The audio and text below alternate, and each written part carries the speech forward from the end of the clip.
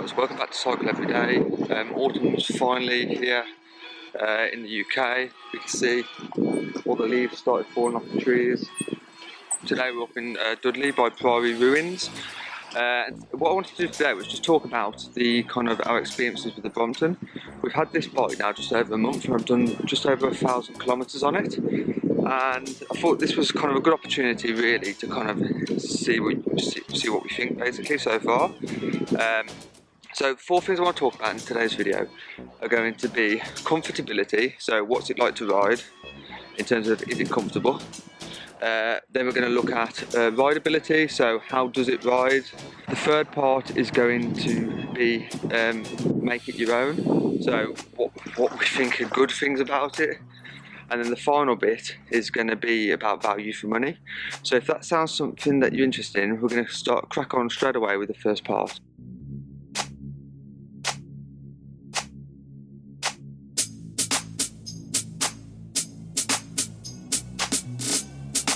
Okay, so the first point I want to talk about is comfortability. So we've got the standard seat on here, which is from Brompton, and I'll be honest with you, it's as comfortable as any bike we've had. Obviously the wheels are smaller, and we do inflate them to the recommended level. But these standard wheels, again, which is standard, which is 100 psi. So you do feel the bumps a little bit more when you go in over some.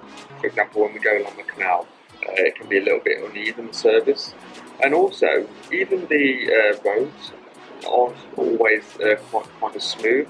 So you do feel it is a little bit bumpy, but it's not uncomfortable. And I travel 22 miles most days I'm commuting to work, and I haven't had any issues with the seat, in terms of being uncomfortable or hurting. And I do use it every day, and no issues whatsoever in terms of comfortability. Next point I want to talk about is the rideability of this bike. This bike, without a doubt, rides better than any bike I've ever had. Like I say, I ride it every day, and this is the first bike of choice. I wouldn't actually, I've got the electric bike and I also have my mountain bike, but I would not choose any other bike to ride. It handles very well. The wheels are small, so it can be a little bit twitchy when you go around a corner. But the good thing about it is that because the wheels are small, you can turn quite quickly if you need to, especially if you're going through a town centre or through a city centre, or even along the canal if you're trying to dodge something on the path. So yeah, I mean, in terms of the gearing, this one has 3 gears.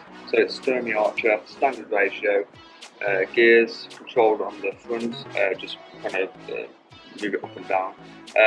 And I was a little bit concerned at first because obviously, it's got 3 gears. But actually, ironically, thinking about how I use my mountain bike, my mountain bike's got 21 gears, and I know this bike has got significantly less. But in reality, does everyone really use all the gears that they have?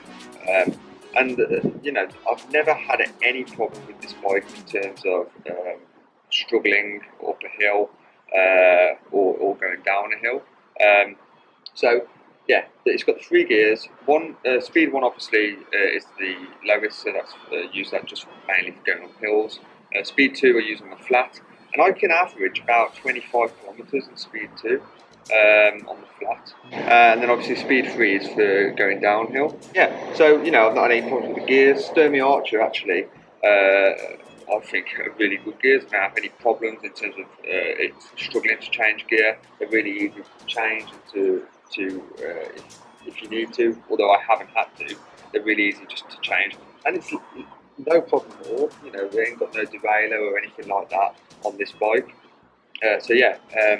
In terms of rideability, like I say, this is probably, is one of the best bikes I've had, and it's actually fun to ride because of the smaller wheel size, the fact that you can take it anywhere. I went to Tesco the other day, not going to leave it outside the shop, so just put it in the shopping trolley, take it in with you. I've never been in a shop where they've said, oh, you can't bring that in here, when it's folded up. So yeah, you know, take the bag off the front, have that in one hand, have the bike folded up in the other hand, and it's easy, job done. So yeah, rideability, big thumbs up, without a doubt, first bike choice every time. So the next point I want to cover is one that I really like about the bike. Is it's kind of unique in a way that, you know, not many people have seen these. Ironically, you know, on YouTube, these are very popular, and you know, there's a few kind of die-hard fans who really like Bromptons. But when you're out and about, actually, the general public haven't really very often seen one of these, and they kind of think it's quite a novel thing. Um, this bike, like I said, in terms of rideability, will do the miles. You know, it's not just one of these things that, oh, I'll take it out and do a mile on it. It actually does the miles that I need it to do. But I also like the fact that you can make it your own as well. So, you know, every Brompton kind of is similar in the respect of how it looks. But, you know, there's obviously different colours you can get. But, you know, all the accessories you can get for it. The fact that the bag fits on the bike, it's made for the bike. You know, we bought this bag, but I could have had lots of different bags. Could have chosen a different bag. The wheels, I'm thinking about getting a different type of wheel, so like a tan sidewall, and just lots of different accessories you can get from Bromptons, and you know, on eBay, on Amazon, from Brompton itself, just to kind of make it your own, really. And you know, I think add a bit of kind of make it even more unique than what it is, and that's one of the massive things that I like about it and about Bromptons in general. You know, and also the questions that you get. Constantly, I'm riding around on this bike, and you know, getting lots of questions from people. Getting stopped on the way around, and you know, saying, "Oh yeah, you know that Brompton, yeah, we've really been trying to get one of these." So yeah, I just everything about the bike in terms of what you can do with it. In terms of you don't have to leave it locked up outside, and you can fold it up so you know it's safe. But even just kind of putting your own stamp on it, really, and kind of making it your own as well at the same time. Okay, and finally, guys, the last point I want to talk about really on this video is the value for money. Now, I know that you can pick up a bike relatively cheaply, and that's totally fine as well. You know, I've had bikes that I've got second hand, and this bike was second hand. Okay. But is it good value for money? Now, this bike second hand cost us £850, and I think this is a 2016 version, so it's a few years old, but it's not been ridden too much.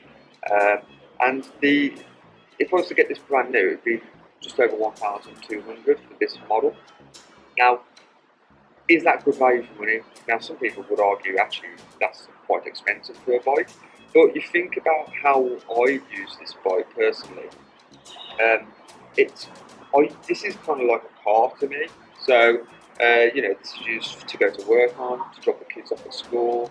We go shopping on the bikes, and actually our car doesn't really get used at all, apart from to go away on holiday or if we have longer journeys with the kids. Really, picking up a bike that can do everything I need to do, fold up, don't have to worry about it leaving it locked up. This, I think, is good value for money. Like I said before, in one of the first videos I did, I was talking about the commute and about getting rid of that the car that we had.